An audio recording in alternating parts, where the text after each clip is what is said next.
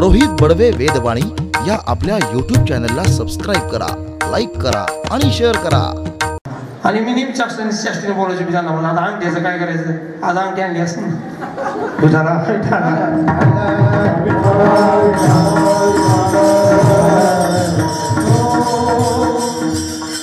एवढं का झालं काय तुम्हाला प्रश्न पडला असेल मला असं जेव्हा तीर्थयात्रेतून आले मग वहिनीला काय नाही, याचं कारण म्हणजे आहे का की त्यांच्या या पुण्यामागं निम्म वाटा यांचा आहे आणि त्यांचं निम्म पुणे कोणाला गेलं हे पण नाही का बरं का, तीर्थयात्रा करताना किंवा कीर्तनाला जाताना जोडीने जा तर आम्ही ना पेते नाही तर तोट्यात नाही कळलं तुम्हाला, जरा हिसाब सांगतो स्पष्टीकरण आहे का। समजा तुम्ही इथं आले तुम्हाला 1 रुपया पुण्य मिळालं बरोबर आहे, आता तुमची पत्नी घरी आठवणी कोणाकडे गेलं मेजर तिच्याकडे गेलं, आपल्याकडे किती राहिले आता 50 पैसे ओके। आता आमची बायको टीव्ही बघती ते 1 रुपया पाप निम्मा आपल्याकडे आलं, आपल्याकडे काय राहिलं नाही कळत तुम्हाला। पुरुषाचं निम्म पुण्य पत्नीला जातं, पाप मात्र एकटीने फेडायचं आणि पत्नीचं पाप निम्म पुरुषाकडे येतं, पुण्य त्याला एकटीलाच। आता काही कळलं तुम्हाला, ए प्लस नाही का आपण म्हणतो plus plus minus is equal to minus.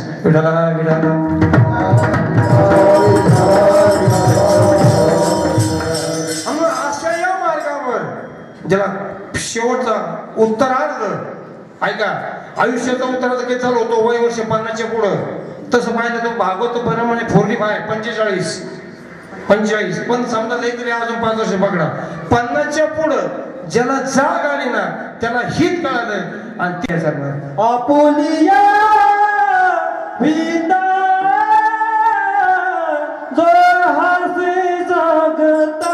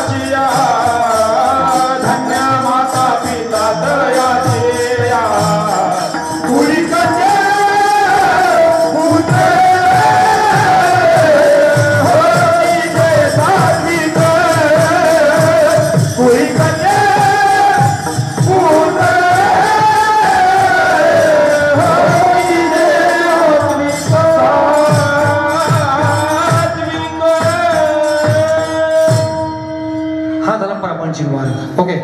आता ऐका ऊस सोयीचा का अगोदर कसा लागतो गोड, अगोदर पानचट लागतो आणि मग कसा लागतो गोड लागतो। परमार्थी मार्ग असाच आहे, अगोदर पांचीमध्ये कसं लोक म्हणतील काय बोल भीमराव कुठे दिंडीला का वा आता काय विचारू नका आता 8 दिवसात गालवर येतील बरोबर आहे का नाही म्हणजे समाज नाव ठेवू द्या काय हरकत नाही. एक सांगेल महाराज चांगल्याच माणसाला जास्त त्रास होतो ना नीट आहे का सजन सोन्याची लंका रावणाकडे पण आमच्या रामाला मात्र वनवास भोगावा लागला. राजे राजवाडे कौरवाकडे पण आमच्या पांडवांना बेघर राहावं लागलं नीट आहे का सजन हो त्रास होईल नाही असं नाही.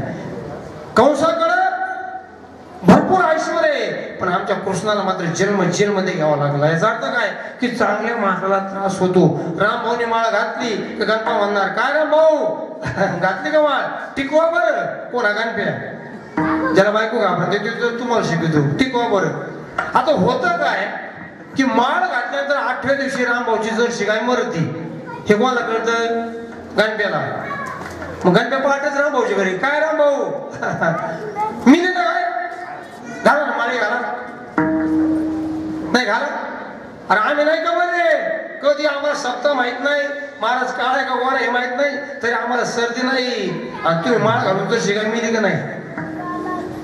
हा मार्गच एवढा कठीण आहे महाराज.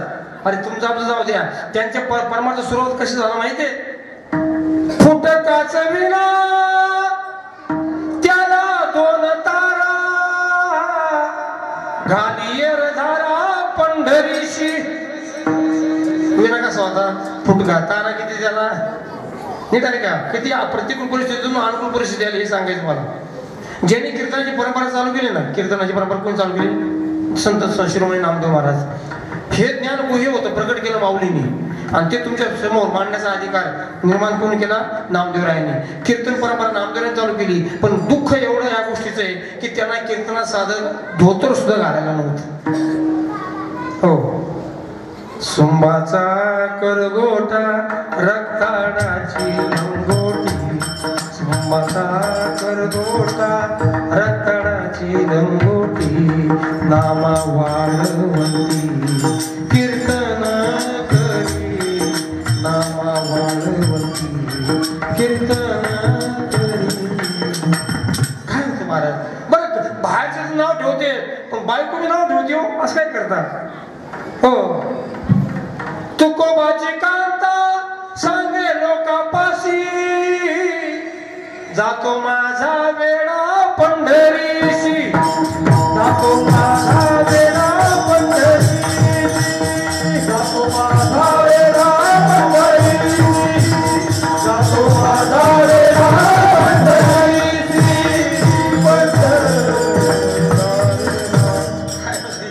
जातो माझा येडा म्हणजे बायकोने येड्यात काढलं.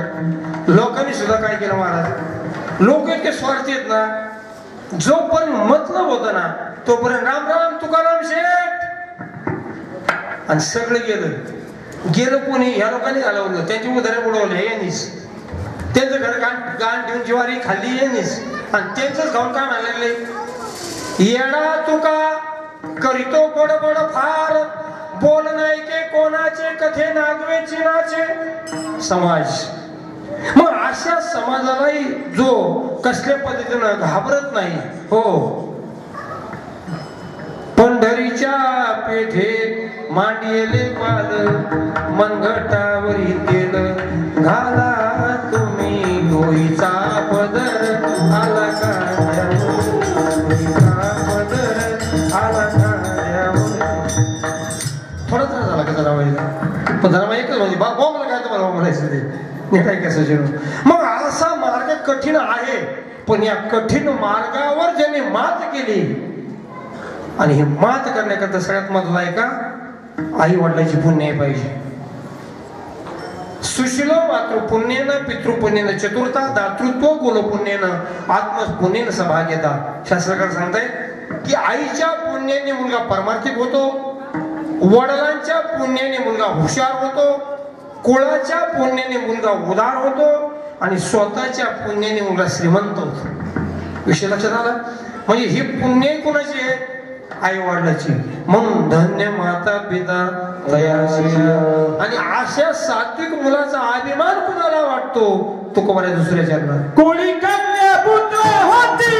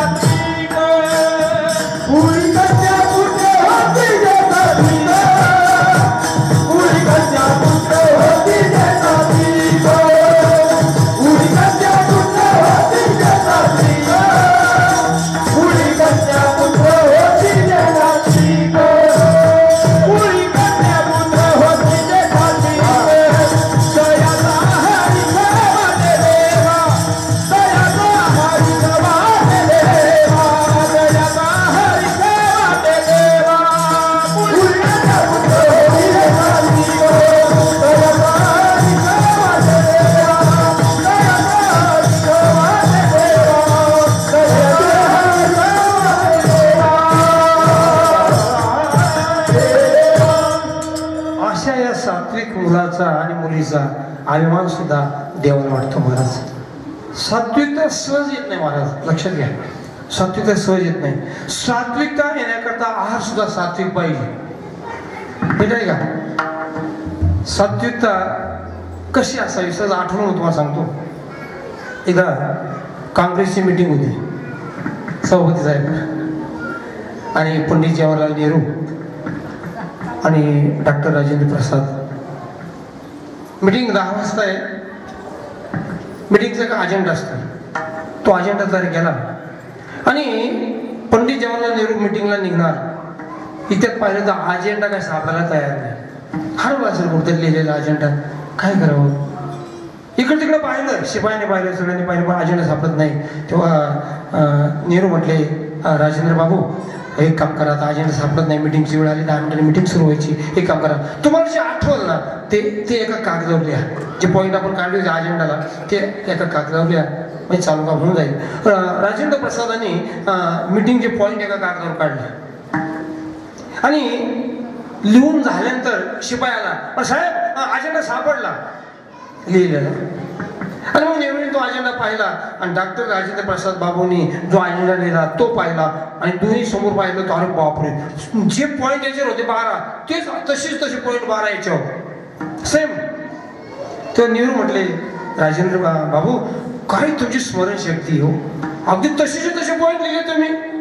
मला नेहरू, ही स्मरणशक्ती शुद्ध शाकाहारी जेवणाची आणि देशी गायीची, ही कोंबडीच्या अंड्याची. विढाला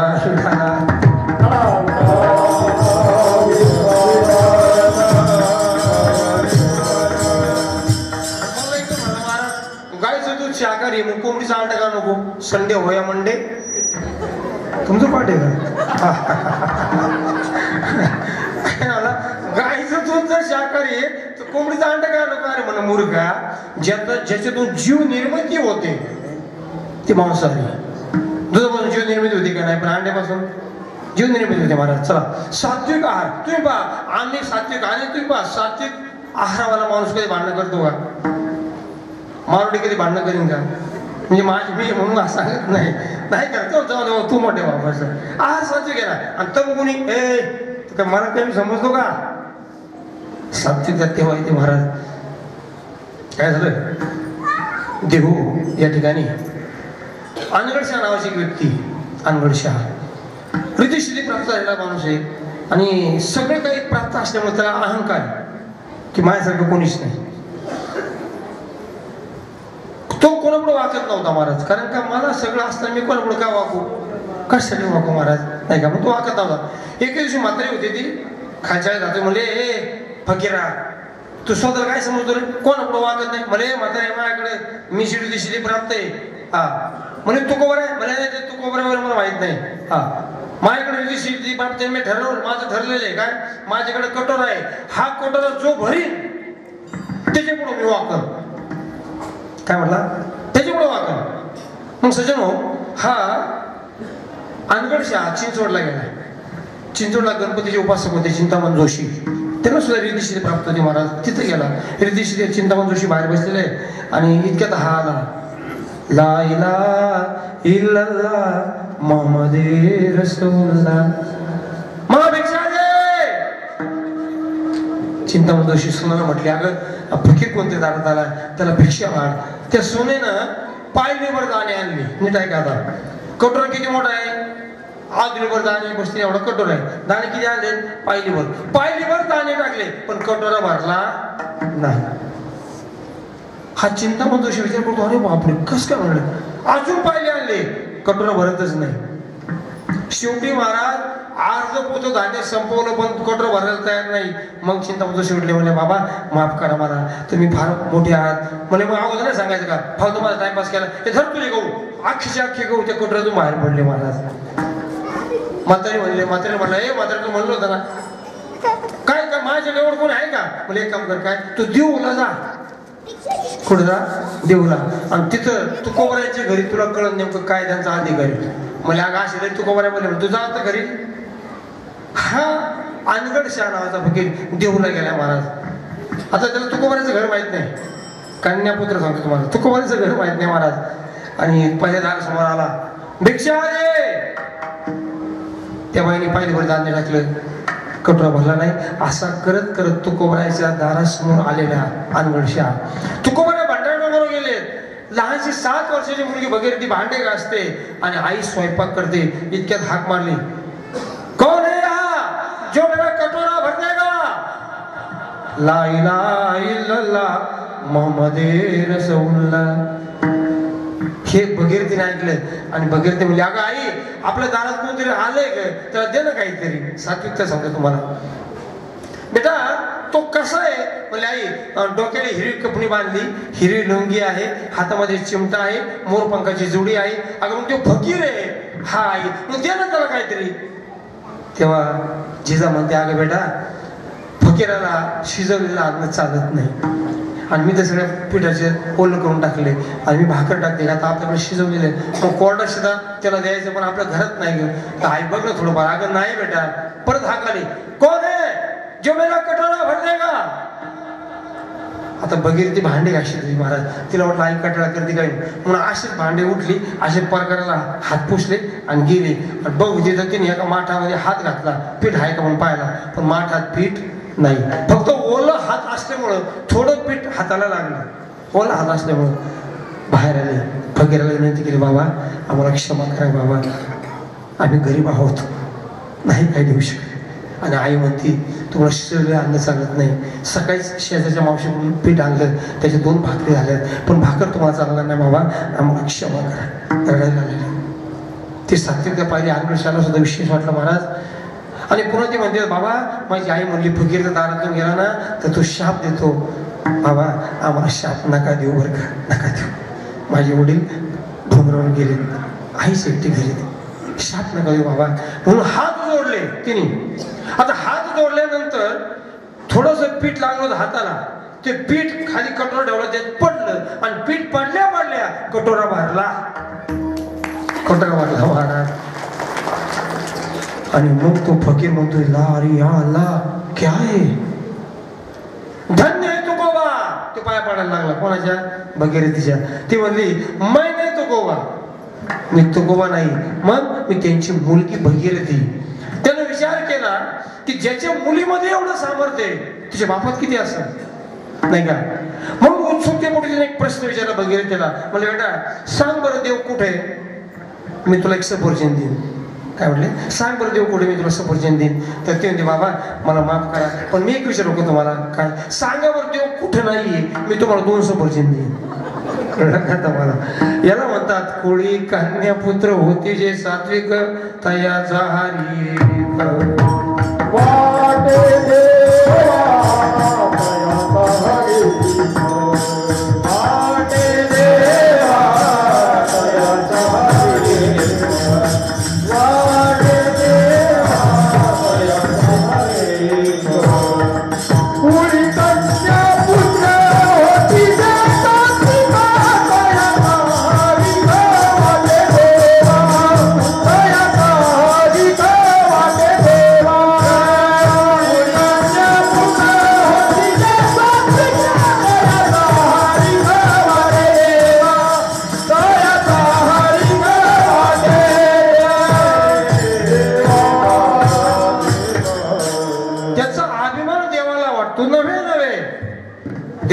सहकार्य करतो महाराज. लक्ष द्या, फक्त तुम्ही निघा.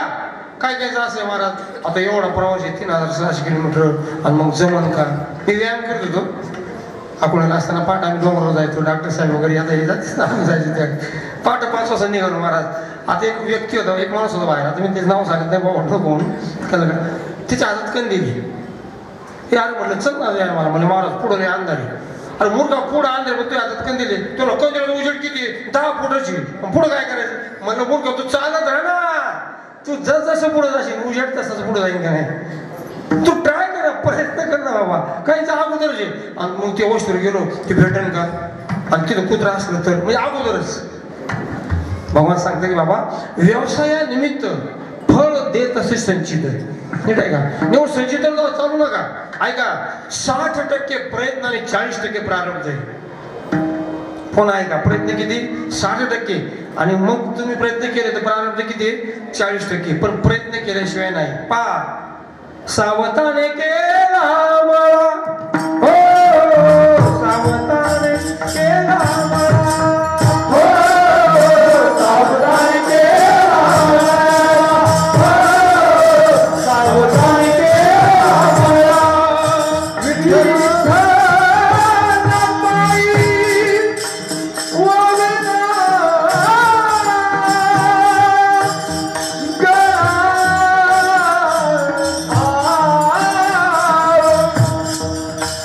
विठ्ठल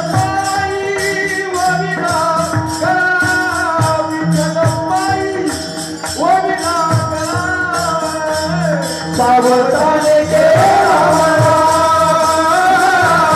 सावधाने केला,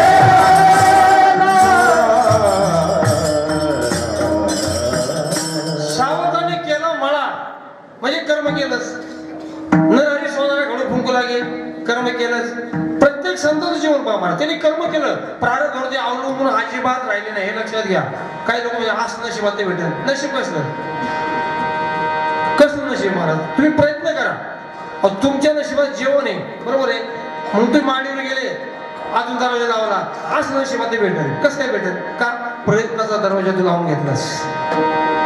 आणि एक सांगेल महाराज, इतिहास सहज घडत नाही बरं का, लक्षात घ्या, सहज घडत नाही. ऐका, इतिहास त्याला म्हणावं, सहजासहजी मिळणाऱ्या यशाला विजय म्हणतात. जे सागरातले पोहते ते मुळे असतात का, त्यांना आपोआप भेटते सगळं. सहजासहजी मिळणाऱ्या यशाला विजय म्हणतात, पण संकटांना तोंड देऊन मिळणाऱ्या विजयाला इतिहास म्हणतात. हे लक्षात घ्या. इतिहास सहज घडत नाही रे. खरोखर आज माणसाने इतिहास केला, कारण अनेक संकटांना तोंड दिले महाराज, आणि तोंड देत देत आपलं ध्येय साकार केलं. त्यांचं जर जीवन पाहिलं महाराज, तर जरा एक शेवटचा दृष्टांत आपण शेवट संपवतो, कारण आता थोडं वेळेची बंधनता आहे आणि बाकीचे मान्यवर काही बोलणार आहेत, म्हणून एक 2च मिनिटं, 5 मिनिटाचा शेवटचा दृष्टांत आहे का, की आपण तीर्थयात्रा केल्यानंतर देव कसं सहकार्य करतो. ऐका, वारीची परंपरा घराण्यामध्ये, पण आता वय झालं काय करावं? घरचे म्हणतात नका जाऊ दादा, नका जाऊ, तुमची तब्येत बघा ना, नाही का. आता आयुष्यभर तुम्ही वारी केली ना, आता तरी घरी थांबा. तेव्हा ती व्यक्ती म्हणते बायकोला, हे बघ आयुष्यभर वारी केली, आता होऊन काय मरण येईल. बरं मरण येईल तर कुठे येईल? देवाच्या दारातच ना. मग मरू दे, काय फरक पडतो? काय म्हटले? देवाच्या दारात मरण येणार, मरू दे ना. नाही ऐकलं महाराज, त्या व्यक्तीचं नाव आहे संत तुकोबरायचे वडील बोलोबा, आणि तुकोबरायच्या आईचं नाव कनकाई माता. कनकाई माता म्हणली, धनी असं काय करतो, ऐका ना माझा. जातील पोरं म्हणे, नाही नाही माझी जोपर्यंत श्वास तोपर्यंत मी वारी सोडणार नाही, मला निघायचंय. आणि मग महाराज दुसऱ्या दिवशी लगेच धोत्र 2 पिशवीत टाकले, कोपरे टाकल्या, आणि वारीची तयारी सुरू झाली. आता बायकोला माहिती स्वभावाचं हे काय ऐकणार नाही. बायको रात्रभर जागली महाराज, आणि तिनं प्रवास करता रस्त्यामध्ये काहीतरी द्यावा म्हणून तिने लाडू तयार केले. काय तयार केले? लाडू. आणि पूर्वी लाडू वेगळे असायचे महाराज, आता लाडू सगळे नव्हते. पूर्वी ते चपातीचं काय मलिद्याचे लाडू असते ना, हा मलिद्याचे लाडू होते, ते लाडू केले महाराज. तिला माहिती आहे 20 दिवस प्रवासी रस्त्यामध्ये कुठं भूक लागली तर खातील, नाही का, म्हणून लाडू केले. आता ऐका बरं का, लाडू केल्यानंतर दुसऱ्या दिवशी बरोबर आणि निघाले. हे बा, तुम्हाला दिंडीला नाही जमलं तर कमीत कमी दिंडीत वाट लावायला तरी या. दिंडी जर तुम्ही वाट लावलं तर त्या दिंडीचं पुण्य कमीत कमी 30% तुम्हाला मिळते, हे लक्षात घ्या. पण आमचं असं आहे महाराज, व्हापुढे राहणार आलोच आम्ही मागू, व्हापुढं तुम्ही मस्त आलोच आम्ही मागू, नाही का. काय काय महाभारत असेच भेटले मला यावर्षी, शब्द दिला पण आलेच नाही.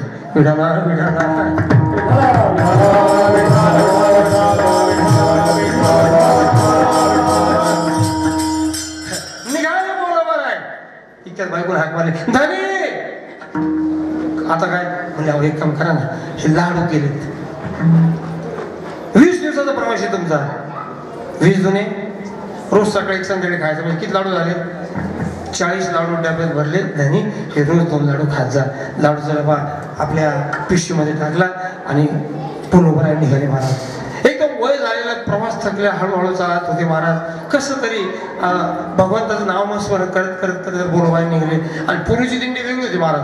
आता आमच्याकडे सगळ्या सोयी, पिशव्या टाकायला सुद्धा टेम्पो, बरोबर आहे का नाही? त्यावेळेस काय होतं आता मला सांगा तीर्थयात्रा केली काय होतं त्यांच्याकडे टेम्पो होता का? नाही ना महाराज ती बोट पोहले काय आता ते फोडू दे ना माग बांधलेलं 12 किलोचं वजन आणि निघाले महाराज. हा हे खरी वारकरी महाराज. आमचं असं जरा काय असलं का अहो शोटर ठेवीत नाही लोक मारा भाऊ त्या रथात टाकली शोटर सगळ्यांनी ते रथ अख्खा शोटरनी मारला. येणे मात्र महाराज पिशवी घेतली एका काखेमध्ये लाडूचा डबा निघाले प्रवास करत करत महाराज कसं तरी अकलूज गाठलं बरं का. आता जर शेवटची 3 मिनिटं लक्ष आहे का अकलूज झाले तर सगळे थकले महाराज पाय उचलत नव्हता. अकलूजच्या बाहेर मारुतीचं मंदिर आहे तिथं आले कस तरी हरिपाठ केला आणि हरिपाठ केल्यानंतर आपली ओळखटी आथरली पाण्याचा भोपळा खुंटीला टाकवला आणि हनुमंतराला विनंती केली. हनुमंतराय माझे हात जोडून विनंती तुम्हाला तुम्ही शक्तीचे पुतळे आहात म्हणून तुम्ही काही नको फक्त पंढरपूरला जाईपर्यंत माझ्या अंगामध्ये ताकद द्या एवढीच मी तुम्हाला विनंती करतो मारुतीराया. आणि मारुतीरायाला हात जोडले महाराज दिवसभर चालून थकलेलं अंग टाकल्याबरोबर झोप लागली आणि त्याच वेळेस मारुतीराया पांडुरंगाकडे गेली. पांडुरंग कोण? पंढरीचा पांडुरंग कोण आहे? कृष्ण. आणि कृष्ण कोणाचा अवतार आहे? रामाचा. म्हणजे मारुतीराया रामाचे कोण आहेत? काय अधिकार आहे महाराज. अरे ज्यांनी पंचवेद निर्माण केला ते तुकोबारा म्हणतात हनुमान. काय भक्तीच्या त्या वाटा मज धावा व्यासोटा काय भक्तीच्या त्या भक्तीच्या वाटा तुकोबाराने कोण विचारावं? हनुमंतरायाला अधिकार आहे. हनुमंतराय गेले म्हणजे देवा मग तुमचा एक निश्चित भक्त आलाय अकलूजला पण त्याच्या अंगात ताकद नाही काहीतरी करा म्हणजे हनुमान माझा भक्त असा आहे की मी निश्चित दर्शन दिलं तर तो थांबणार नाही. कारण पंढरपूरला जाणारा वारकरी नीट ऐकायचं जनो पंढरपूरला गेल्यानंतर ग्राम प्रदक्षिणा इंद्रायचं सॉरी चंद्रभागेचं स्नान झालं तर ती तीर्थयात्रा सफल होते हे बी लक्षात घ्या. निवड मी जाऊन जाणार ना हनुमंतराय मग काहीतरी करावं लागेल देवा. मग ऐका देवाने काय केलं महाराज देवाने प्रति पंढरपूर अकलूजला तयार केलं. प्रति पंढरपूर बरं का तीच चंद्रभागा तेच पुंडलिकाचं मंदिर नाही का. आणि गरुडाला सांगितलं गरुडा तुझा आणि वारकरी हो आणि त्याला उठव सकाळी काय मग आपण तिथंच दर्शन देऊ नाही का. आणि मग गरुड वारकरी झाला इकडे सकाळ झाली पाहतो तर अरे बाबा सगळे वारकरी दिसत आहेत आणि हे मंदिर कुठून आलो. तितक्याच हे गरुड आला ओ बाबा रामकृष्णारी बाबा रामकृष्णारी चला चंद्रभागा स्नान नाही करायचं का? काय चंद्रभागा? अहो मी रात्री अकलूजला होतो मारुती मंदिरात झोपलो होतो ही चंद्रभागा साहेब काय बोलता तुम्ही राव हे काय चंद्रभागा आहे समोर चला कुंडलीकडे दर्शन घ्यायचं आपल्याला. असं होऊ शकत नाही. चला या मागून लवकर. याला प्रश्न म्हटला कस का शक्य हो मी रात्री कुठं होतो आता कुठं आलो शक्य तितक्यात देव आले वारकऱ्याच्या रूपाने. ओ महाराज रामकृष्णारी चला तुम्ही नेम दरवर्षी आरती करता ना पुंडलिकाची चला आरती करायची आता वेळ झाला चला स्नान करून आरती करूया. म्हणजे थांब हे पंढरपूर कसं काय म्हणजे रात्री मी अकलूजला होतो शक्यच नाही. ठीक आहे मी पंचांग बघतो म्हणून देवाला प्रश्न म्हटला आता काय करावा. देवाने सरस्वती मातेला प्रार्थना केली. देवानी 3 वेळा सरस्वती मातेला प्रार्थना केली. एकदा कधी माहिती तुम्हाला सरस्वती मातेला प्रार्थना केली मंत्रीची बुद्धी बदलवण्याकरता सरस्वती मातेला प्रार्थना केली. आणि या ठिकाणी सरस्वती मातेला सांगितलं अगं जा काय आज काय तिथं सप्तमी ना सप्तमीच्या ऐवजी दशमी कर. काय म्हणले सप्तमीच्या ऐवजी काय दशमी कर. सरस्वती माझी माता म्हणली अहो मी खोटं कसं बोलू वारकरी सांग म्हणजे आवाज चांगलं होण्याकरता खोटं बोललं तरी चांगलं होण्याकरता बघा लक्षात घ्या.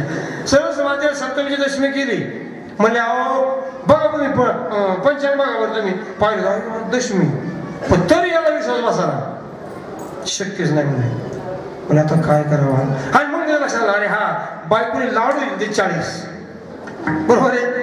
आता 3 दिवस राहिले म्हणजे की 17 दिवस संपले म्हणजे 17 दिवस किती लाडू संपायला पाहिजे 34 शिल्लक किती राहिले पाहिजे 6 बरोबर आहे.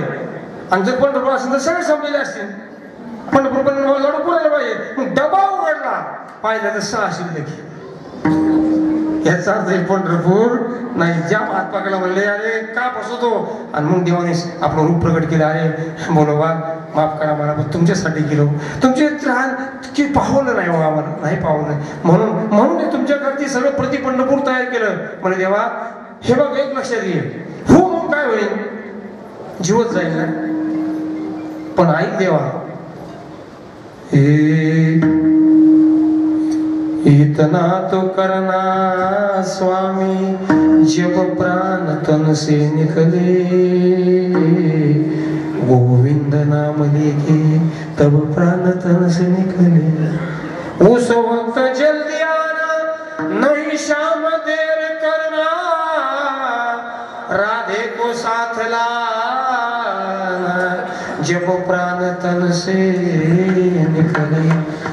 जब कंठ प्राणाए कोई रोग न सताए, यम तरस ना दिखाए जब प्राण तन से निकले. अंतकालीचे मामे स्मरण मुक्ता कळे देवा. अरे मरताना तुझं नाव डोळ्यासमोर मुखातून आलं आणि तू डोळ्यासमोर दिसला, बस याच्यापेक्षा काय पाहिजे. पण माझं ध्येय देवा, मला तर पंढरपूरलाच यायचंय. ध्येय बा सांगतो तुम्हाला, मला तर यायचंय पंढरपूरला. आणि मग अशा वेळेस देवाने काय केलं माहितीये, उचलून यान उतरे, हे उचलून यान उतरे, उचलून यान उतरे, उचलून यान उतरे, येवनिया कळेवरी, येवनिया कळेवरी, ऐकी तू पळू बोल सदा सदा, ऐकी तू पळू बोल सदा, कोणी कळेवरी, कळेवरी, ऐकी तू पळू बोल सदा, ऐकी तू पळू बोल सदा. गोपाल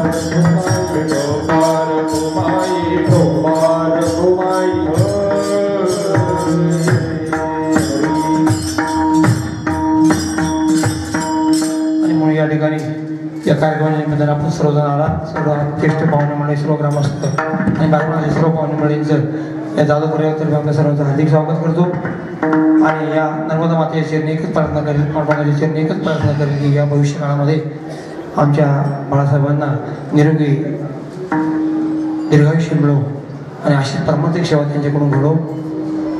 दोन्ही उभारत्यांचं या ठिकाणी अगदी मनापासून अंतकरणपूर्वक या ठिकाणी त्यांना धन्यवाद देतो आणि झालेली सेवा गुरुदेव स्वामीजी यांनी अर्पण करतो।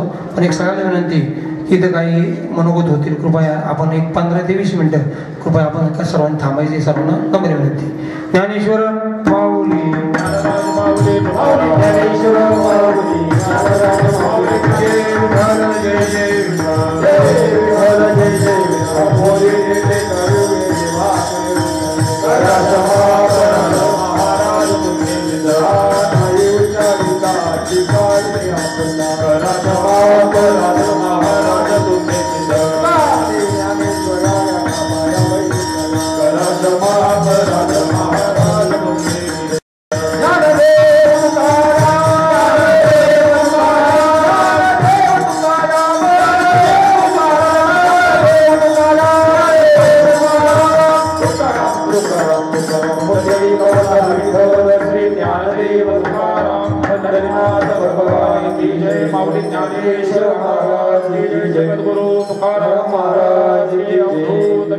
श्री गुरुदेव दत्त नर्मदे हर नमः पार्वती हर हर महादेव। नसताना ही परिक्रमा पूर्ण केली त्यालाही भगवंताचा आणि संतांचा आशीर्वाद लागतो आणि त्यांनी आपली जी सेवा आहे ती करत असताना नर्मदा मायाच्या चरणी तन मन धन अर्पण करून इथून निघले। वस्तीत पाहता आम्ही अडवलं होतं त्यांना जाऊ नका म्हणून, निम्या वाटेतून सुद्धा मागे आणण्याचा प्रयत्न केला परंतु नाही, जाणारच म्हटले। आणि असं म्हणतात की हेतू जर निश्चित असेल किंवा जर साध्य असेल तर ते निश्चितच पूर्ण होतं।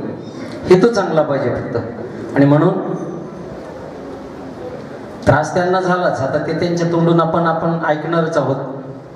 आलेल्या सर्व पाहुणी मंडळांचं मी या ठिकाणी जाधव कुटुंब, आमचा दासगणू परिवार आणि अकोल्यात ग्रामस्थांच्या वतीनं मी प्रथमचा सर्वांचा आभार मानतो या गोड कार्यक्रमाला आपण उपस्थित राहिला त्याबद्दल। आणि या ठिकाणी काही मान्यवर आलेले आहेत, त्या मान्यवरांना मी विनंती करतो की त्यांनी आपलं बाळासाहेबांच्या प्रती असणारं प्रेम किंवा त्यांच्याविषयी असणारी श्रद्धा आणि त्यांच्याविषयी असणारी आत्मीयता 2-2 शब्दामध्ये आपण त्यांना या ठिकाणी खरोखर त्यांनी जे पुण्य पदरी घेऊन आलेले आहेत ते आम्हा सर्वांना त्यांनी ती वाटलेलं आहे, वाटत आहेत। आणि अशीच सद्गती, अशीच भगवंताने त्यांना आयुरारोग्य देवो, त्यांना दीर्घ आयुष्य लाभो, बिना कटकटीचा त्यांचा इथून पुढचा प्रवास जावो अशी मी माता नर्मदा चरणी प्रार्थना करतो आणि थांबतो। या ठिकाणी आमचे परमस्नेही तावरे महाराज आलेले आहेत, त्यांना मी विनंती करतो की त्यांनी आपलं मनोगत या ठिकाणी व्यक्त करावं। निळकंठ महाराज तावरे। सर्व मंगल मांगल्ये शिवे सर्वार्थ साधिके शरण्ये त्र्यंबके गौरी नारायणी नमस्तुते।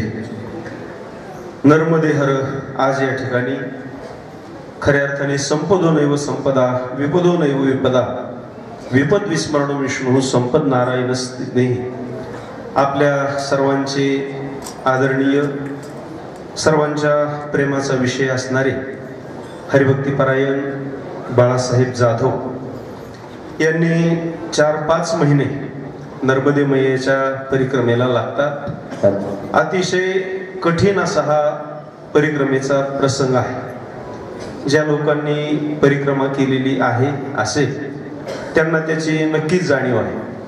अनेक संकट येतात, अनेक अडचणी येतात आणि त्यांना जात असताना ही सर्व मंडळी जी आहे, कारण प्रत्येकाच्या प्रेमाचा विषय आहे आणि काळजीपोटी प्रत्येक व्यक्ती या गोष्टी नका करू असं म्हणत असतो, परंतु संप्रदायाच्या दृष्टीने, शास्त्राच्या दृष्टीने जर आपण पाहितलं तर यावत स्वस्तमिदं कलिवर गृहम यावच्च दूरे जरा तावत आत्महितम कुर्या प्राणांते किम करिष्यति असं एक वचन त्या ठिकाणी आहे। की जोपर्यंत हे शरीर चांगलं आहे, हातपाय चांगले आहेत, दिले इंद्रिय हातपाय कान डोळे मुख बोल, किंवा जव काळ असे दुरी ठेला तो हरिगुण गाय ऐक वहिला, किंवा काही काही गोष्टी करायला माणसाने चुकू नये आणि काही काही गोष्टी चुकून सुद्धा करू नये. त्याच्यामध्ये चुकून सुद्धा न करण्यामागं व्यसन आहेत आणि करायला चुकू नये याच्या मागे ही तीर्थयात्रा आहे. ही तीर्थयात्रा अतिशय चांगल्या पद्धतीने त्यांनी पूर्ण केली आणि ही तीर्थयात्रा पूर्ण झाल्याच्या नंतर महाराजांनी अतिशय सुंदर असं सांगितलं, कारण त्यांनीही त्या परिक्रमा अनेक लोकांकडूनही करून घेतल्यात. महाराजही स्वतः त्या ठिकाणी जाणं घरचे गेलेले म्हणजे पुण्य 100%. परंतु त्यामागचा आपला हेतू आहे म्हणून त्यांना घडलं. कारण नर्मदा परिक्रमा केल्याच्या नंतर कन्या भोजनाला हे खूप महत्व त्या ठिकाणी असतं. आज दिवसभर ही मंडळी त्या कार्यामध्ये आहे. आणि दुसरी एक गोष्ट मला सांगावीशी वाटते, मी त्यांना दुपारी फोन केला आणि म्हणलं तुम्ही साधारण दुपारी 2ला फोन केला आणि आता तुम्ही मंगल कार्यालयाकडे येताना, ते म्हणले कशा करता, म्हणलं बाकीचं नियोजन, ते म्हणले करणारी मंडळी आहे. म्हणजे याच्यावरून त्यांचे कुटुंबीय, त्यांचे स्वकीय ही जी नातलग मंडळी आहे, कारण या गावाचा आणि माझा जवळजवळ 7-8 वर्ष झाले असतील नाही, हे माझ्या दृष्टीने म्हणजे मला असं वाटतं या कुटुंबाकडे पाहून हे माझं एक पितृछत्र आहे. महाराजांचे सुद्धा जेव्हा केव्हा वेळोवेळी फोन होतात तेही सांगतात, महाराज काही अडचण असेल तर सांगा. बाजीराव महाराज या ठिकाणी आहेत, त्यांचं सुद्धा म्हणणंही या ठिकाणी आहे. ही समस्त कंपनी या ठिकाणी आहे आणि या सर्वांच्या माध्यमातून ज्यांनी ही नर्मदा मैयाची अतिशय गोड अशी परिक्रमा पूर्ण केली. आणि मला वाटतं त्यांच्याकडे पाहून असं वाटतंय त्यांच्या कुटुंबियाला तर आनंद झालाच असेल, कारण जवळजवळ 5 महिन्याचा कालावधी एक पत्नी आपल्या पतीपासून दूर आहे, एक मुलगी आपल्या वडिलापासून दूर आहे, एक मुलगा आपल्या वडिलापासून दूर आहे. आणि वडील हा कुटुंबाचा आधार असतो आणि ती व्यक्ती ज्याच्या जीवनामध्ये नसते त्याला त्याची जाणीव असते. आपण सांगतो ना, ज्याचा डोळा गेला त्याला डोळ्याचं महत्व विचारा, ज्याचा कान गेला त्याला कानाचं महत्व विचारा. तसे 5 महिन्यापासून त्या ठिकाणी दूर आहेत, पण परमार्थाच्या भगवंताच्या निश्चित ही व्यक्ती जवळ आहेत. खूप अशी परिक्रमा त्यांनी केली. मी भगवंताला एक विनंती करणार आहे की त्यांचं जे आयुष्य आहे, त्यांच्या कुटुंबियाला सुद्धा एक विनंती. तसं मी ताईंना ओळखतोय जेव्हा ते हॉस्पिटलला होते आणि त्यांची एक वृत्ती तुम्हाला सांगतो, काही काही गोष्टी माणसाला नॅचरल मिळत असतात. आता हे कुटुंब सगळंच तसं आहे. काही काही गोष्टी अभ्यासाने मिळवाव्या लागतात, पण काही काही गोष्टी नॅचरल असतात. त्याच्यामध्ये दातृत्व हा जो गुण आहे तो यांचा महाराज तो नॅचरल त्यांच्याकडे आहे. कारण ते दवाखान्यामध्ये होते, त्याही परिस्थितीमध्ये 4थ्या-5व्या मजल्यावरून त्यांनी त्या ताईला खाली पाठवून म्हणले तावरे महाराज आलेत आणि त्यांना आश्रमाला काहीतरी द्या. ही जी वृत्ती आहे ही धार्मिक वृत्ती या कुटुंबियांकडे नक्कीच आहे आणि त्या माध्यमातून यांना ही तीर्थयात्रा घडली. खूप सुखद अशी तीर्थयात्रा त्यांना घडली. त्यांच्याकडे पाहून आता आम्हाला सर्वांना खूप समाधान वाटतंय आणि याच्याकरता भगवंताने त्यांना उदंड आयुष्य, आरोग्य, स्वास्थ्य त्यांना द्यावं अशी श्री संत मदन महाराजांच्या चरणी, दासगणू महाराजांच्या चरणी अभ्यर्थना करतो व या ठिकाणी थांबतो. रामकृष्ण. नर्मदे हर. यानंतर भाऊसाहेब महाराज मैत्री. नर्मदा परिक्रमा निमित्ताने दुपारी कन्या भोजन झालं. त्या अगोदर एक 3-4 दिवसापूर्वी ज्यावेळेस बाळासाहेब आले आणि आल्यानंतर भव्य दिव्य अशी गावात त्यांची एक मिरवणूक काढली. खरं तर एक नर्मदा मैयाची त्यांच्यावर एक अफाट कृपा झाली, कारण त्यांच्या हातून जी नर्मदा मैयांनी जी परिक्रमा घडून घेतली, तुका म्हणे साधन सुलभ गोमटे परी उपतिष्ठे पूर्व पुण्य. पूर्व पुण्याचा साठा असल्यामुळे त्यांच्याकडून ती नर्मदा परिक्रमा घडून आली. आणि ज्यावेळेस नर्मदा परिक्रमा घडल्या जाते त्यावेळेस जगद्गुरु तुकाराम महाराज सांगतात की मग राम नाम उपजे आवडी सुख घडोघडी वाढू लागे कंठी प्रेम दाटे नैनी निरलोटे हृदयी प्रगटे रामरूप. ते त्यांच्या जीवनामध्ये त्यांना तो अनुभव आलेला आहे. आणि ज्यावेळेस महाराजांनी सांगितलं त्या दिवशी, खरोखर ज्यावेळेस बाळासाहेब आले आणि त्यांना पाहिल्यानंतर अनेक भक्तांची अशी अवस्था झाली की पाहिल्यानंतर क्षणिक का होईना कंठी प्रेम दाटे नैनी निरलोटे हृदयी प्रगटे रामरूप. आणि हा अनुभव त्यांनी नर्मदा परिक्रमामध्ये घेतलेला आहे. असो बोलणारे भरपूर लोक आहेत. मी नर्मदा मैयाला एवढीच विनंती करीन की बाळासाहेबांनी जी नर्मदा परिक्रमा पूर्ण केली त्यांना आरोग्य आणि त्यांचं शरीर असं एकदम चांगल्या प्रकारे सुदृढ राहो अशी नर्मदा मैयाला मी विनंती करतो आणि याच ठिकाणी थांबतो. रामकृष्ण हरी रामकृष्ण. जरेकर साहेबांच्या नंतर रवींद्र चोबे आणि प्राचार्य ते पुढे येतील. नर्मदे हरा चोबे सर. हरिभक्तपणायन पारस पारत होता गुरु ऋषीच्या पावनभूमीमध्ये आज या ठिकाणी आपले सर्वांचे सहकारी बाळासाहेब यांची नर्मदा परिक्रमा आपल्या सर्वांच्या आशीर्वादाने खरोखर या ठिकाणी पूर्ण झाली. थोडं शांतता ठेवा. 10 मिनिटात कार्यक्रम संपेल. या ठिकाणी महाराजांनी कीर्तनातून नर्मदा परिक्रमाबद्दल सर्व सखोल असं या ठिकाणी सांगितलेलं आहे. या ठिकाणी अकोलाची भूमी ही पावन असल्यामुळे ह्या गोष्टी या ठिकाणी घडल्यात असं मला वाटतं. त्यांच्या भावी कार्याला मी आमच्या घोसपुरी ग्रामस्थांच्या वतीने शुभेच्छा व्यक्त करतो. रामकृष्ण. त्यानंतर आमच्या गावचं भूषण पूनम जाधव. पूनम जाधव येणार आहे. पारस महाराज आमचे मामा खऱ्या अर्थाने मला त्यांना पाहिल्यानंतर मला खूप माझ्या भावना दाटून आल्या. अगदी शून्यातून सगळं निर्माण केलं. बायपास होऊन नर्मदा परिक्रमाचं ध्येय त्यांच्या मनामध्ये गेलं आणि हा ध्येय वेळा माणूस नर्मदा परिक्रमासाठी गेला. त्यावेळेस आम्हाला खूप दुःख झालं. आमच्या वाटाला दुःख झालं होतं. आमच्या आई दुःख झालं होतं. पण काय नाही, कारण शरद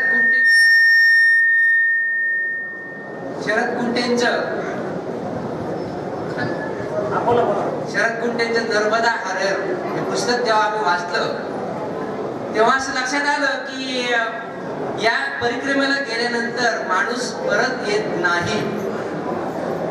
आणि मी जेव्हा ओंकारेश्वरला गेलो, महेश्वरला गेलो, शेवटच्या जे निळकंठेश्वरला गेलो आणि हा सगळा प्रवास इतका मोठा ऐकला त्यावेळी असं लक्षात आलं की हे जे व्यक्ती असतात वेडे नाहीत, हे ध्येय वेडे आहेत आणि त्यांना पाठबळ देणारा परमेश्वर आणि त्यांना पाठबळ देणारा आमच्या मामी या माऊलीमुळे हे सगळं शक्य झालं असे मी या ठिकाणी अवश्य सांगेल. मामांना ही सद्बुद्धी सुचली, सत्सद्विवेक बुद्धी सुचली, त्यातून ते गेले, परमेश्वर कृपा झाली आणि हे सगळं घडलेलं आपण पाहायला मिळालं. अक्कोळनेर ग्रामस्थांनी जे काही त्यांना मान सन्मान दिला त्याबद्दल या ग्रामस्थांचं मी आभार मानतो, धन्यवाद देतो. पुणे विद्यापीठाच्या वतीनं आणि आमच्या बाबुर्डी ग्रामस्थांच्या वतीने, केडगाव ग्रामस्थांच्या वतीनं, आमच्या डॉक्टर हेडगेवार शिक्षण प्रतिष्ठान की जे दासगणू महाराजांच्या या कामासाठी काम करतंय, तर त्यांच्या सगळ्यांच्या वतीनं मामांचं आयुष्य चांगलं जावो अशी नर्मदा परिक्रमा नर्मदेच्या साठी प्रार्थना करतो. आणि खूप बोलायचे, वेळही खूप झालाय आणि आपल्या सगळ्यांना भोजनही करायचंय. थांबतो. पुन्हा एकदा या ठिकाणी संधी मिळेल त्यावेळी मी अवश्य बऱ्याच गोष्टी मला मामाबद्दल सांगायच्या आहेत त्याही सांगेल. एक छोटीशी गोष्ट सांगतो. बाई होत्या त्यावेळी घर कसं होतं हे आम्ही पाहिलेलं, आम्ही लहानपणी असताना. त्यानंतर अनिल मामा होते, तेही घर आम्ही पाहिले. अनिल मामांचं कष्ट पाहिले, मामांचेही कष्ट पाहिले. प्रचंड त्या ठिकाणी गरिबीतून हे कुटुंब वर आलं आणि मामींची खूप मोठी साथ, किशोरची खूप मोठी साथ यांना मिळाली. त्यातून मामाही या ठिकाणी सुदृढ होत गेले आणि त्यातून त्यांचंही आरोग्य त्यांना चांगलं लाभलं. ही परमेश्वराचीच कृपा आहे. मला ही संधी दिली त्याबद्दल आभार मानतो. मामांच्या आयुष्यासाठी शुभेच्छा देतो आणि आपणही माझं ऐकलं त्याबद्दल धन्यवाद देतो. रामकृष्ण. हॅलो. यानंतर डॉक्टर महेश शेळके. व्यासपीठावरील प्रतिष्ठित मान्यवर, संकुलातील सर्व ग्रामस्थ आणि आजच्या कार्यक्रमाचे खरे तर अभिमान असणारी गोष्ट म्हणजे काका आणि मावशी. मला इथं येण्याआधी 10 मिनिटं सुप्रियाने सांगितलं की तुला बोलायचं आहे म्हणून. त्यामुळं माझं इतकं काही वक्तृत्व छान नाही आहे, पण मी एक 5 मिनिटं बोलण्याचा प्रयत्न करते. आमच्या कुटुंबाची खरी ओळख सुप्रिया आणि माझ्यामुळे. आम्ही दोघी 5वी-पासूनच्या मैत्रिणी. त्यामुळे मग शाळेतनं कधी सुट्टी असेल तर मग काकांच्या घरी जायचा, योग यायचा. तेव्हापासून मी ओळखते. मला आठवते आम्ही 10वीत असताना काहीतरी आजारपण खरं तर सुरू झालंय. म्हणजे सुप्रियाला सगळे शिक्षक विचारायचे की पप्पा बरे आहेत का. त्यावेळी एवढं काही मला माहित नव्हतं म्हणजे एक्झॅक्टली काय झालंय. म्हणजे आज मला वाटतं एक 12-13 वर्षांपासून आणि एक आता मला 4-5 महिन्यापूर्वी मी जेव्हा त्यांच्या घरी गेले होते तेव्हा मला कळलं की त्यांची ओपन हार्ट सर्जरी झाली म्हणून. म्हणजे ते दिवस म्हणजे 12-13 वर्षांपासून ते आजचं आणि ह्याच्या एवढ्या दुखण्यानंतर आजारपणानंतर केलेली 102 दिवस ना परिक्रमा. म्हणजे खरंच हे फक्त तुम्हीच करू शकताय मला असं वाटतं. म्हणजे याच्यातनं एक गोष्ट निष्क्रिय होती की जर खरंच जिद्द असेल आणि विश्वास स्वतःचा स्वतःवर असेल ना तर कुठलीच गोष्ट अशक्य नसते. हे मी माझ्या अभ्यासातनं अनुभवलंय आणि आज मला ते पाहायला पण भेटले. आज मला हेही सांगायला आवडेल की इतकं सुंदर कुटुंब म्हणजे मला आठवतंय मी बघितले तुमचं घर जे तुम्ही शून्यातनं आज जे बनवलंय विश्व हे फक्त तुमच्या कष्टामुळे हे सगळं. सुप्रिया आणि किशोरदादासारखी जी खूप संस्कारी मुलं तुम्ही घडवली आहेत हे पण फक्त तुमच्यामध्ये असलेले गुण आणि त्यांच्यामध्ये जे तुम्ही उतरवले ते. त्यामुळे काका तुम्हाला अजून खूप उदंड आयुष्य मिळावं. तुम्हाला तुमच्या अजून काही ज्या इच्छा असतील त्या सगळ्या पूर्ण व्हाव्यात हीच ईश्वरचरणी प्रार्थना. आणि मला इथे बोलण्याची संधी दिली त्याबद्दल मी विशेषतः सुप्रियाचे आभार व्यक्त करते की इतक्या छान सोहळ्याचा मला भाग होता आले. पूनम या ठिकाणी ओळख करून देतो. थांब 1 मिनिट. पूनम माझ्या मित्राचीच मुलगी आहे, आपली गावची कन्या आहे आणि ती पेस आहे. सगळ्यांनी टाळ्या वाजवतात. तिच्या आयुष्यामध्ये भरभराट हो, चांगला उत्कर्ष हो, तुझ्या हातून देश सेवा घडो अशी आमच्या सर्वांच्या वतीनं मी ईश्वरचरणी प्रार्थना करतो आणि तुला लाख लाख शुभेच्छा देतो. त्यानंतर आमचे मित्र महेश शेळके, त्यानंतर पाहुणे मंडळीपैकी कुणी जर असेल तर या, नाहीतर मग आमच्या गावचे प्रथम नागरिक प्रतीक दादा शेळके समारोप करतील. माननीय व्यासपीठ, त्या दिवशी पण थोडासा विषय मी या बाळासाहेबांच्या परिक्रमेसंदर्भात बोललेलो होतो. आजही त्याच्या अगोदरची पार्श्वभूमी मी थोडीशी आपल्यासमोर शेअर करणार आहे. त्याचं कारण असं आहे, एक ईश्वरी संकेत असतो. कुठलीही गोष्ट करताना जर आपण दृढ संकल्प केला आणि दृढ विश्वासाने आपण जर त्या संकल्पासाठी प्रयत्न करत राहिलो आणि त्या संकल्पाशी जर आपण कायमस्वरूपी बाध्य राहिलो आणि प्रामाणिकपणे काम करत राहिलो तर दैवी शक्तींना त्या व्यक्तीच्या दृढ संकल्पाबरोबर काम करावं लागतं. तो दृढ संकल्प पूर्ण करण्यासाठी दैवी शक्ती त्या माणसाच्या पाठीमागे उभे राहतात. हा दैवी संकेत आहे. आणि त्याचप्रमाणे बाळासाहेबांच्या आयुष्यामध्ये ही जी घडलेली परिक्रमा आहे, म्हणजे मला आठवतंय बाळासाहेबांनी मी सुरुवातीला ज्यावेळेस आमची ओळख झाली त्यावेळेस सर्वप्रथम ते बाजाराला जायचे शिरूरला. त्यांना पहिला अटॅक शिरूरमध्ये आला होता आणि त्यावेळेस वहिनींचा पहिला फोन मला आला होता, आता काय करायचं. मी अकोल्याच्या ओपीडीमध्ये होतो आणि ते शिरूरला होते. तिथून जी मॅनेजमेंट झाली त्यावेळेस त्यांना जी छातीची चमक निघाली होती ती तिथल्या इंजेक्शननी बरी झाली होती. त्याच्यानंतर त्याच्यातून रिकवर झाले, अँजिओग्राफी झाली, अँजिओप्लास्टी झाली, बरे वाटले. त्याच्यानंतर काही दिवसांनी परत एकदा त्यांना छातीचा त्रास झाला आणि त्यावेळेची चमक मात्र त्यांची काही केल्या बरे व्हायना. नंतरचा विषय असा झाला की ती जी स्टेंट टाकलेली होती त्या स्टेंटमध्ये ब्लॉक झाला.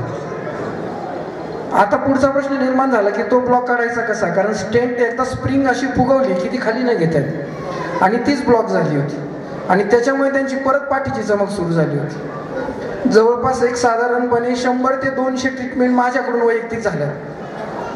100 प्रकारची इंजेक्शन माझ्याकडून झाली, 100 प्रकारच्या गोळ्या माझ्याकडून झाल्या. नगरबाग वेगळंच आहे, केडगाव वेगळंच आहे, आयुर्वेदिक वेगळंच आहे, तरी ती चमक थांबली नाही. शेवटी आम्ही असा निर्णय घेतला की ती जी स्प्रिंग आहे ती आपण फ्लश करून देऊ, तरी पण ती चमक राहिली नाही. नगरचा एक प्रयत्न झाला, साईदीपचा एक प्रयत्न झाला. त्याच्यानंतर आपण ठुबे पार्कमध्ये पुण्याला गेलो होतो, हरदास सरांकडे गेलो होतो.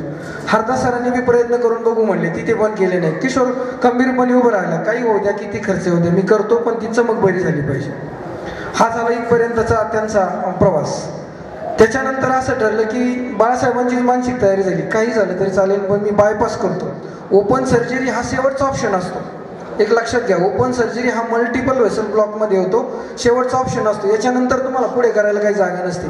तरी बाळासाहेब म्हणले नाही डॉक्टर, मी येणार रात्रभर बसून राहतोय आणि वहिनीला बी तिला बी बसावं लागतं. आणि हा कार्यक्रम आमचा खूप दिवसापासून चालू आहे, तुम्ही सगळं बघताय, सगळं झालेलं आहे. म्हणलं ठीक आहे, काही प्रॉब्लेम नाही आहे, आपण करून घेऊ. बायपास केल्यानंतर 1 वर्ष आमची बालाजीची तीर्थयात्रा राहिली त्यांची, 1-2 वर्ष त्यांना करता नाही आली कारण चढल्यामुळे होते. आणि बाळासाहेबांनी जवळपास तेव्हापासून रोज व्यायामाला सकाळी असायचो, मॉर्निंगचा वॉक असल्यामुळे मला त्यांचा स्टॅमिना माहिती होता. आणि हे करता करता परिक्रमा झाल्यानंतर त्यांनी परिक्रमेचे फोटो शेअर्स आणि यूट्यूबवरची सुरुवात केली. आणि ती सर्च करता करता त्यांनी 1 महिना माझ्या मागे कायमचंच लावलं, मला जायचं परिक्रमेला. नातेवाईक तयार केले, 6 जण नातेवाईक तयार झाले. पहिल्यांदा 1 गळाला, नाही घरचं काम जमत नाही, नंतर 2 गळाले, ते म्हणे आम्हाला बी जमणार नाही, आपण दिवाळीनंतर करू. त्याच्यानंतर 3रे गळाले, वहिनी म्हणले आता सुप्रियाची डिलिव्हरी, मला बी जमणार नाही. बाळासाहेब म्हणले तुला जमत नाही, म्हणलं बाकीचा विषय संपला, मी एकटाच जाणार. ते माझ्या मागे लागले, आता काही करा डॉक्टर, आपल्याला जायचंच आहे. मग आम्ही सामान गोळा करायला सुरुवात केली, पुण्यापासून गोळा करत होतो नगरपर्यंत. बाळासाहेब, मी आणि राजू शेठ असा आमचा प्रवास चालू झाला. पण तुम्हाला दैवी शक्ती अशी सांगतो, परिक्रमा ठरल्यानंतर साधारण 5 दिवस अगोदर त्यांची चमक जी राहिली ती आत्तापर्यंत बरीच झाली, परत चमक आलीच नाही. 3600 किलोमीटरचा प्रवास आहे, अमरकंटक, त्याच्यानंतर तुमचं हे ओंकारेश्वर, परत गुजरात बॉर्डर, परत अमरकंटक आणि परत ओंकारेश्वर इथपर्यंतचा प्रवास आहे. या प्रवासामध्ये कितीतरी त्रास झाला, 2 वेळेला जेवण मिळालं नाही, 2 दिवस खाण्याची व्यवस्था झाली नाही, 2दा दवाखान्यात जावं लागलं, फोडबीड किरकोळ समजा, माझं जे कॉन्टॅक्ट चालू होते ते वेगळंच होतं, पण ती जी चमक राहिली. त्याचा सांगायचा उद्देश आहे, ज्यावेळेस एखादी व्यक्ती कुठलाही दृढ संकल्प घेऊन दृढ विश्वासाने त्याच्या मागे लागतो, तेच सांगत होतो मी की दैवी शक्ती ते काम पूर्ण करण्यासाठी तुमच्या मागे येतात आणि यावंच लागतं, हा दैवी संकेत आहे. एवढंच सांगतो. बाकी परिक्रमेबद्दल बाकी सगळ्यांना माहिती आहे, युट्यूबवर सगळी माहिती आहे. त्यांना उदंड आयुष्य मिळो अशी मी सर्वांच्या वतीने ईश्वरचरणी प्रार्थना करतो आणि माझे 2 शब्द संपवतो. जय श्रीराम. आज आमचे मार्गदर्शक, आमचे मित्र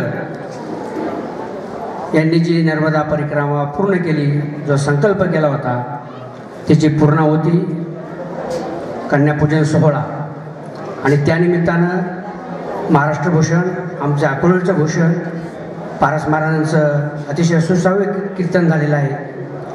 दुग्ध शर्करा योग बनावं लागेल त्याला. बाळासाहेबांनी जी परिक्रमा पूर्ण केली, तर मी आपल्या तरुण मुलांना एक प्रोत्साहनपर मी म्हणू शकेल की त्यांचं जर अंतर्मन जागृत झालं तर पूनमने सांगितल्याप्रमाणे काही शक्य नाही. तर बाळासाहेबांची जी परिक्रमा पूर्ण केली, आणि मी तरुण मुलांना एक सांगू इच्छितो की त्यांनी केलेली जिद्द, चिकाटी आणि प्रयत्न हेच मुलांनी जर आत्मसात केले तर खऱ्या अर्थानं त्यांचा आदर्श आपलं निर्माण होईल. मी वहिनींना आणि बाळासाहेबांना त्यांच्या पुढील आयुष्यासाठी, त्यांचं पुढील आयुष्य आरोग्य निरोगी राहो अशी ईश्वरचरणी प्रार्थना करतो आणि थांबतो. रामकृष्ण. नर्मदे हार, नर्मदे हार, नर्मदे हार. आता मला काय जास्त बोलता येत नाही बरं का, आता सगळ्यांचा आग्रह आहे. बरं, मला एवढंच सांगायचं, आलेल्या जन्मात एकदा तरी प्रत्येकाने नर्मदा परिक्रमा करावा अशी माझी इच्छा आहे. ज्याला समजा पायी जर नसेल तर मग त्यांना गाडीचा सुद्धा पर्याय आहे, गाडी सुद्धा करू शकता, असं करावा. आणि असे बहुत बरेच अनुभव आहेत असे की मला जे असे लय अनुभव मिळाले. ज्या ठिकाणी आम्हाला चहा प्यायची इच्छा झाली, आता 2 तास आम्हाला चहा नाही भेटला, त्यावेळेस वाटलं चहा प्या, तर आम्हाला समोर गेले की एक 15 मिनिटात आम्हाला चहा भेटायचा. बाबा या चहा प्यायला, असे बरेच ठिकाणी अनुभव आले. एकदा तास आम्ही रस्ता चुकलो होतो, रस्त्याने चाललो होतो, वळण होतं सगळं, इथून असं खंडोबाच्या मंदिरापासून असं आपले गुंड्याच्या घातला असा रस्ता होता आणि असा मधून शॉर्टकट रस्ता होता. एक 8 वर्षाची मुलगी 10 किलो वजन घेऊन चालली होती तिला, आणि असा मुलगा होता एक छोटा, त्या मुलाला रस्त्यावर ठेवलं. ती मुलगी लांब होती, म्हणजे मायांनी पहा किती सोय केली त्यांची. तर त्या बाळाने सांगितलं, त्या बाळाने ते थांबवलं, त्या बाबाने इकडल्या रस्त्याने घेऊन ये, तिकडून रस्ता लांबचा आहे. अक्षरशः आम्हाला त्या मधल्या रस्त्याने नेलं मायांनी तिथं. इतक्या लांबचा रस्ता सोडून आम्हाला दिला. असे बरेच प्रसंग आहेत, लय सांगूचे वाटते, पण मला माईकवर बोलता येत नाही जास्त. एवढीच कृपासाठी की सर्वांना विनंती करतो मी, आणि जास्त तरुणांना विनंती करतो, लवकरात लवकर परमार्थाला लागा आणि परिक्रमा पूर्ण करून घ्या. आणि ज्याचा अनुभव आहे, जो गेल्याशिवाय त्याला अनुभव होणार मिळणार नाही. आता माझे पाठी झाले सांगितलं, डॉक्टरने सांगितलं, हे सत्य आहे. आणि तुम्हाला सुद्धा सर्वांना माहिती, बाळासाहेब हे मी कुठे समजा 10वीला बसलो, कीर्तनला बसलो, मला त्यांच्या पुढे जाऊन बसावं लागायचं. नंतर मी थोडा असं पाठी केलं, त्यांनी माझी पाठ सोडायची, गुरुजी सुद्धा. हो, बहुतेक आलं, सगळ्यांना माहिती, सगळ्यांना माहिती. मी आता बसलो, मी नाही एक कोपऱ्यात जाऊन बसायचो, रात्री पाठ सोडायचो. रात्री सुद्धा उठले तर मला तिला पाठ सोडायला लावायचे, 4-5 वेळा मला पाठ सोडायला लावायचे. नर्मदे हर. यानंतर प्रतीक दादा कार्यक्रमाचा समारोप करतील. आणि सर्वांना विनंती आहे की नंतर प्रसाद घेऊन जायचं आहे सर्वांनी. आलेल्या सर्व पाहुणे मंडळीचं पुन्हा या ठिकाणी मी स्वागत करतो.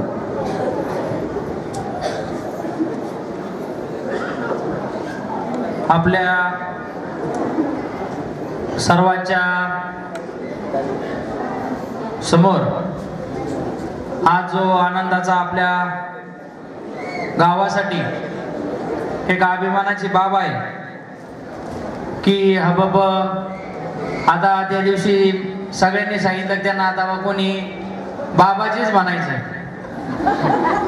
आता ते बाळासाहेब पण काय त्यांचे मित्र असतील, बाळासाहेब पण राहिले नाही, आमचे पण आता ते काय मामा राहिले नाही. शेवट आता एखादी पदवी लागली, ती पदवी त्यांच्या कष्टाने असते किंवा ते त्यांच्या नशिबात असते. आता काही ना काही नसताना आमदार पण म्हणलं जातं, तसं आपल्याला काय बाबाजी म्हणायला काही अडचण नाही. शेवट ती त्यांनी केलेली.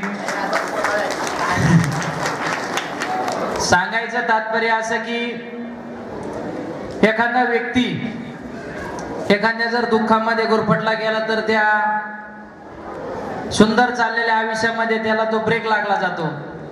सगळ्यांच्या जीवनामध्ये जीवन जगत असताना एक स्पीड ब्रेकर येत असतात, पण ते स्पीड ब्रेकरला काही ना ब्रेक लावायचं कधी कळतं, काही ना ब्रेक कधी त्या स्पीड ब्रेकवरून जोरात जाते गाडी, काही ना त्या स्पीड ब्रेकरचे अडथळे कळत नाहीत. पण यांना एक स्पीड ब्रेकर लागलं होतं, पण या स्पीड ब्रेकरवर कसं चालायचं की या स्पीड ब्रेकर आपल्याला कसा पार करायचा.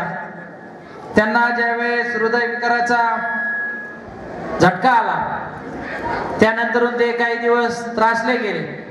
आम्ही लहान असताना त्यांना पाहायचो की आठवड्याचे जेवढे बाजार असतील ते बाजारामध्ये पहिली त्यांनी 3 चाकी गाडी होती, त्यानंतरून 4 चाकी गाडी घेतली. म्हणजे कायम आम्हाला भेटले तरी शनिवारच्या पारी भेटवायचे. म्हणजे सकाळी 6-6:30ला त्यांची लगबग, त्यानंतरून घरचं आवरून दोघं पण त्या ठिकाणी जायचे. शेवट कष्टातून एखाद्या माणसाने वैभव उभं केल्यानंतर जो आनंद आहे तो आनंद कशातच नाही. त्यानंतरून दुःखामध्ये असताना त्यांनी सगळे प्रयत्न केले, त्यांना परमेश्वराने साथ दिली. पण या दुःखापासून मला कायमचं लांब जायचं यासाठी त्यांनी काहीतरी निश्चय केला. त्यांचं आजही चलणं जर म्हणलं तर आमच्यासारख्या पोराला पळावं लागेल. मी त्या दिवशी पण सांगितलं की मला डॉक्टरांनी, मी त्यांच्यापाशी बसलो होतो की त्यांनी सांगितलं की आता माग नवरात्र उत्सव होता, इथून एक दिवस चालले खडकीच्या देवीला, एक दिवस घोसपुरीच्या देवीला, एक दिवस भोरानगरच्या देवीला. म्हणजे ही एक तपचर्या आहे की आपण मनाचा जर या ठिकाणी मोठा निश्चय केला तर तो आपण यशस्वीरित्या पार पण पाडू शकतो. आणि त्यांनी या सगळ्या गोष्टीला म्हणजे एखादा जर व्यक्ती जर आजाराशी गुंतलेला असेल त्यांच्या पुढे त्यांनी एक आदर्श उभा केलेला आहे की तो आदर्श आज कुणी पण घेतला तर त्याला विश्वास बसणार नाही. एखाद्याला जर आपण सांगायला गेलो तर तो आपल्याला हसल, पण हा आपल्या सर्वांसमोर एक उदाहरण आहे की ज्यांनी आजाराशी झुजत असताना, मला तर असं वाटतं की एखाद्याला हृदयविकारात झटका आलेल्या व्यक्तीने कधी नर्मदा परिक्रमा केला, आपण जर एखाद्याला जर सांगितलं तर तो महाराज तुम्ही, एखाद्या जर कीर्तन सांगितलं ते म्हणजे महाराज काहीतरी गप्पा आणि ते आपल्याशी. म्हणजे एखादी गोष्ट जी घडत असते ती घडण्यासाठी आपण सर्वजण साक्षीदार आहेत. आणि मी खरंच भाग्यवान आहे की ही गोष्ट आमच्या अक्कोळनेरमधील आमच्या गावातील ग्रामस्थ असतील, आमच्या नातेवाईकांकडून झाली. आणि त्यांना विनंती करतो की यापुढे पण गावातून जे कोणी परिक्रमाला जातील तुमचं मार्गदर्शन त्यांना लागणारच आहे. आता फक्त एकच विनंती करतो की जी तुमची तब्येत जी आऊट झाली ती परत आता सुरळीत करा. मेंटेन जरी आहे पण थोडाफार थकवा आलेला राहील. शेवट आपण 5 महिने लांब राहिलेला आहे. तुम्ही अचानक जरी आपलं ते खाणं आणि हे खाण्यात थोडा फरक राहील. ह्याचा सर्वांचा ताळमेळ घाला आणि तुमची जी रोजची रुटीन आहे त्या रुटीन मध्ये आपण प्रवस्त या. आणि उपस्थित असलेल्या सगळ्यांना विनंती आहे की अक्कोळनेर गावामध्ये तुकाराम महाराजांचा 375वा या ठिकाणी आपल्या अक्कोळनेर मधील तळेमेळा या ठिकाणी होणार आहे. यासाठी आळंदीचे माऊली महाराज कदम यांच्या मार्गदर्शनाखाली हा सप्ताह होणार आहे. या सप्त्यासाठी देववरून ज्या पादुका आहेत त्या पादुका हेलिकॉप्टरने आपल्या अक्कोळनेर मध्ये 15 तारखेला हेलिकॉप्टरने येणार आहे आणि 15 एप्रिल 2025 ला आपल्या अक्कोळनेर मध्ये येणार आहे. त्यानंतर आल्यानंतर आपण या ठिकाणी हत्ती असतील, उंट असतील, घोडे असतील, सगळ्यांच्या वाजत गाजत गावाला फेरी मारून आपण त्या पादुका त्या ठिकाणी तळमळा या ठिकाणी आपण 4 मंडप लावणार आहे. त्या ठिकाणी एक दर्शनाचा मंडप असेल, एक पारायणाचा मंडप असेल आणि या ठिकाणी एक मोठं भव्य दिव्य राज्यस्तरीय कृषी प्रदर्शन पण आपण त्या ठिकाणी ठेवलेलं आहे. म्हणजे या ठिकाणी जे दर्शनासाठी येतील ते पाहण्यासाठी एक आपण त्या ठिकाणी एक सुविधा करणार आहोत. या ठिकाणी हा जो सप्ताह आहे हा सप्ताह रावरे असेल, पारनेर असेल, श्रीगोंद्याचा अर्धा भाग असेल, बीडचा आष्टीचा अलीकडला भाग असेल, शेवगाव असेल, पाथर्डी असेल, आपला अहिल्यानगर शहर असेल, अहिल्यानगर तालुका असेल, असा 6 तालुक्यांचा या ठिकाणी आपला सप्ताह आहे. यासाठी 5000 वाचक बसणार आहे. म्हणजे हा भव्य दिव्य आहे. या ठिकाणी 5000 वाचक असतील, 500 टाळकरी आहेत, 25 पकवाद आहेत. आपण याचं सर्व नियोजन केलेलं आहे. फक्त आपण सर्वजण या ठिकाणी या कार्यक्रमासाठी आपले सर्व नातेवाईक असतील. हा परत 25 वर्षाने तुम्ही आहेत किंवा मी आहे याचा कोणी आपण मालक नाही. त्यामुळे हा आपल्या सर्वांच्या नशिबात आलेला आहे. त्यामुळे आपण सर्वांनी या भव्य दिव्य कार्यक्रमात उपस्थित राहायचं आहे. शेवटच्या दिवशी आपण 1 लाख लोकांचं पुरणपोळीचं नियोजन त्या ठिकाणी केलेलं आहे. हा सप्ताह 16 एप्रिल 2025 ते 23 एप्रिल 2025 यामध्ये होणार आहे.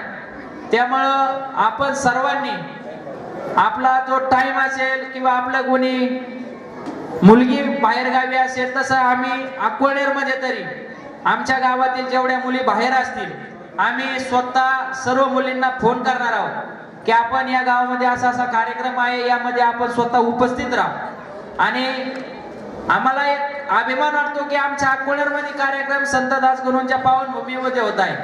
या ठिकाणची सर्वांची महिला असतील, महिलांची पण आम्ही या ठिकाणी राहण्याची सोय करणार आहोत. त्यामुळे तुमचे कोणी पारायणाला बसणार असतील, कोणी असेल, या ठिकाणी लाईट पाणी सोय सगळी व्यवस्थित करणार आहोत. त्यामुळे या मोठ्या भव्य दिव्य 375व्या तुकाराम महाराजांच्या गाथा पारायणासाठी आपण सर्वजण उपस्थित राहा. आपल्या सर्व नातेवाईक असतील, आपले जेवढे मित्रपरिवार असतील, सर्वांपर्यंत हा कार्यक्रमाचा मेसेज पाठवा. आणि आपण सर्वजण ज्याला 8 दिवस नाही 2 दिवस असेल 1 दिवस आपण त्या ठिकाणी या एवढी विनंती करतो. आणि बाबाजींना जे राहिलेलं आयुष्य आहे ते निरोगी भेटो. त्यांच्या हातून आमच्यासारख्या तरुण मुलांना मार्गदर्शन घडो एवढी मी ईश्वरचरणी प्रार्थना करतो आणि थांबतो. रामकृष्ण हरी, रामकृष्ण हरी, नर्मदे हर. मध्ये यशवंतराव जाधव आभार मानतील. तत्पूर्वी मी तावरे महाराज आणि त्यांचं गुरुकुल विद्यार्थी तसेच वराट महाराज आणि त्यांचे सगळे गुरुकुलचे विद्यार्थी यांचं सर्वांनी टाळ्या वाजवून एकदा स्वागत करून त्यांना शुभेच्छा द्याव्यात. दुःखाची निवृत्ती सुखाचे ते सुख पाहता श्रीमुख गोविंदाचे. आज आमच्या बाळासाहेबांनी जी नर्मदा परिक्रमा पूर्ण केली, बाबाजी उर्फ बाबाजी, थोडा विसर पडायला लागला, परत त्याला चालना द्यावा लागेल. बाबाजी सवय लावून घ्यावं लागेल. आजच्या आमच्यावर प्रेम करणाऱ्या घोसपुरी, खंडाळा, खडकी, केडगाव, बोरानगर, MIDC परिसरातील आमचे वारकरी आणि पंचक्रोशीत आलेले सर्व भाविक आज या कार्यक्रमाची शोभा वाढवली. मी आमच्या जाधव परिवारातर्फे तुमचं सर्वांचे आभार मानतो आणि ऋण व्यक्त करतो. यानंतर सर्वांनी भोजन केल्याशिवाय कोणी जाऊ नये अशी आमचे जाधव परिवार आणि बाबाजी यांची विनंती आहे. आपण या गोड प्रसादाचा आस्वाद घ्यावा अशी विनंती आहे.